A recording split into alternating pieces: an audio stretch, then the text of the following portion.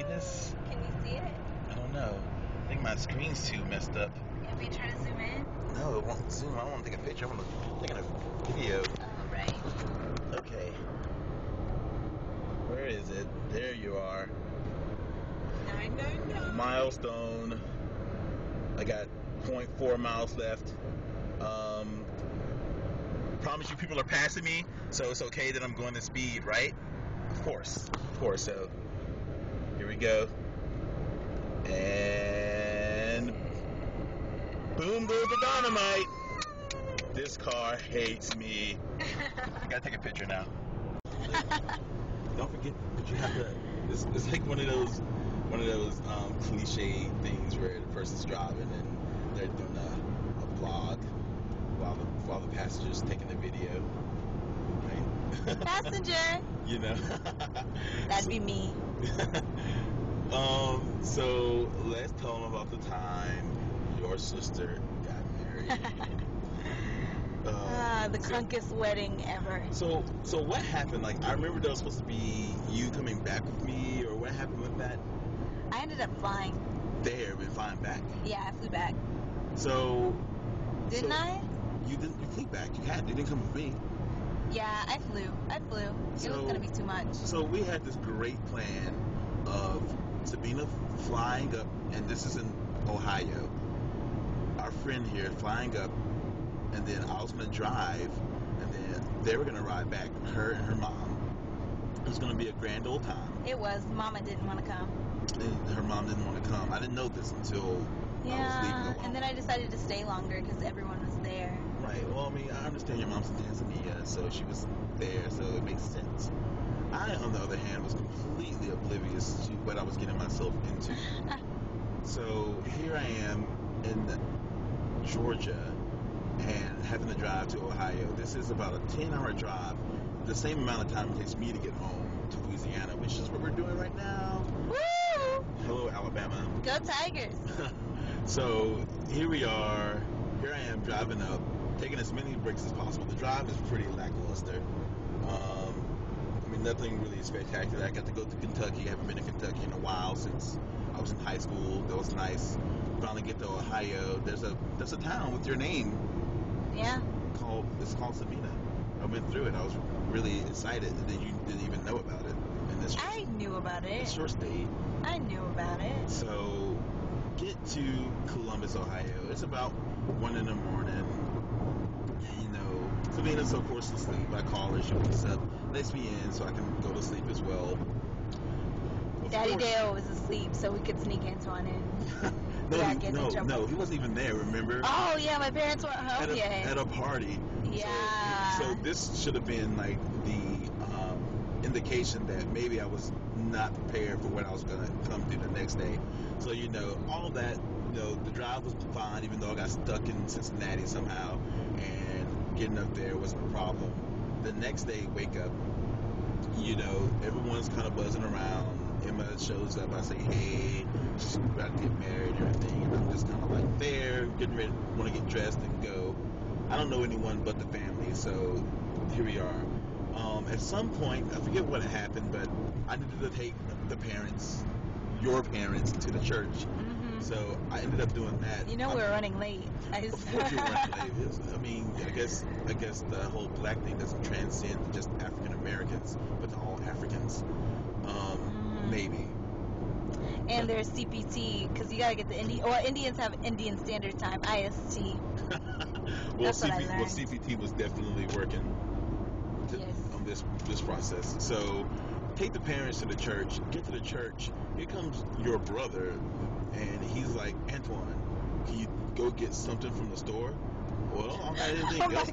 I don't have anything else to do, so might as well. So I go to the store and get some candles, I believe, and a comb for my beard. You were Rick Rossing it. I know, it was completely immaculate at that point. With great beard comes great responsibility. Great beard. Not as much anymore. So I get back and I'm looking at things, you know, some traditional things, like all the women had their cloth, which I thought was really cool. And then the wedding happens. I believe the wedding happened on time. It was a Catholic church. It was a Catholic ceremony. It's a traditional wedding, right? Yeah, I for don't- Catholics. There's yeah, a full service It's a Catholic full service. wedding. Yeah. I've already had bad experiences with Catholic services because the first time I ever went to a Catholic service was actually in Kentucky. We were late. People looked at us. It was a white church. Not that it was being a white church was a problem, but you were we were late. late, and Yeah. not being Catholic, didn't understand the customs of a Catholic service, and we Right. got separated because since we were late, we couldn't sit together. Ooh, And I was that's standing bad. beside this lady, and she looked at me every time I was supposed to repeat myself, and I didn't know at that point, and I felt like I was just being judged harshly. I probably was. You probably were, yeah, I mean, I was going to say. she was probably like, "Who's this black kid? Why is he sitting beside me in this church? Why is he not repeating everything this pastor's saying, or priest, or whatever they're supposed to be called?" See, this is how bad I am. Uh-huh. Maybe I should brush up on my cultural knowledge before I start entering cultures. Note to self, I'm not having a full service wedding because that just takes too long.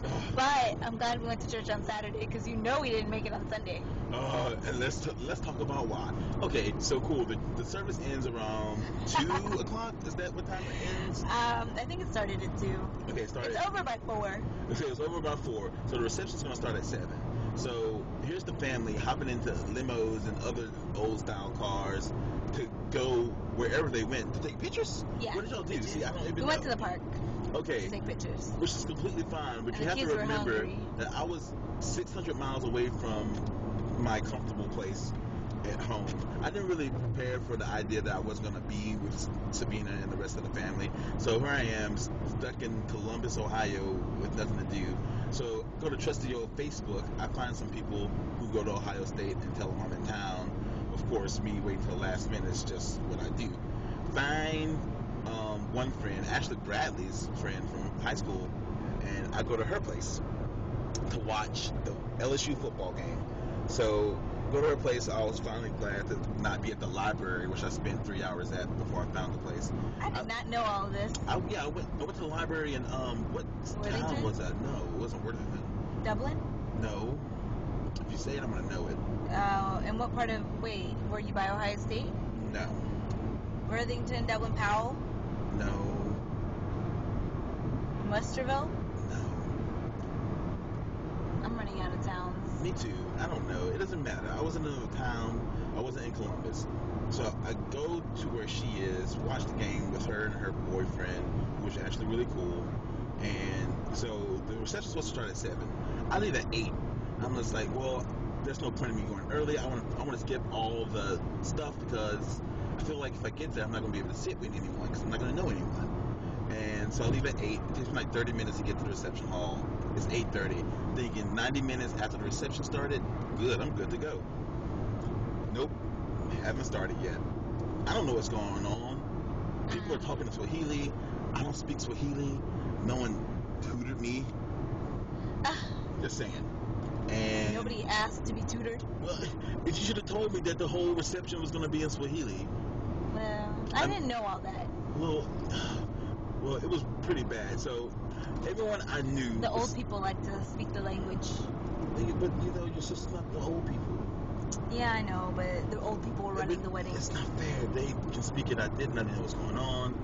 Here I am, like standing at the door because who did I know?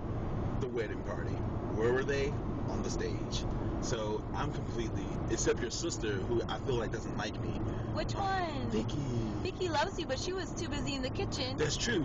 Oh yeah. So what happened? Okay, so what happened was the in-laws hired a chef who used to cook for he can make food from Tanzania. He can make Tanzanian food really well. So they hired a chef who's from DC who was flying in.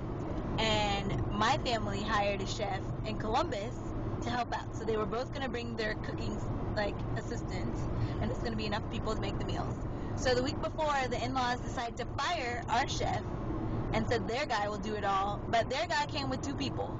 So by the time we got to the reception hall, the chicken wasn't even cut up, the onions weren't even cut, nothing was prepared because they only had 3 people to do it.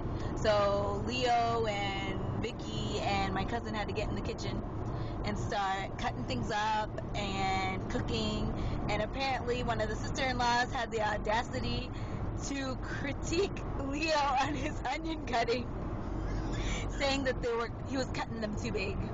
Oh. Yeah. Well, maybe she should get in the kitchen and did it herself. Right? Because she's the one with a catering degree, but I digress. Oh, okay, awesome. Well, I didn't know. Well, I didn't really know That's why that they part. were in the kitchen, and that's why dinner was late.